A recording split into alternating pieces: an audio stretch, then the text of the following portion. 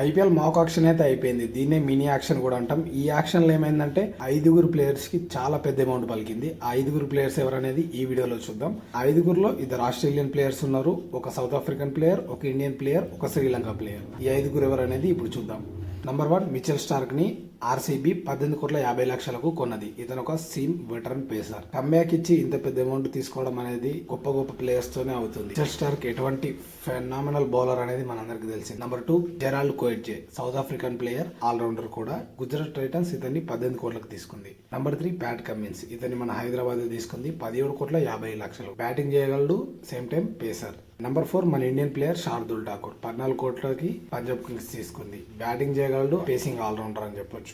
Number 5 Dilshan Madushanka, young pacer, 10,50,00,000కి KKR team తీసుకుంది. ఈ 5 ఈ మాక్ ఆక్షన్ లో హైయెస్ట్ బీట్ చేసి తీసుకున్నారు.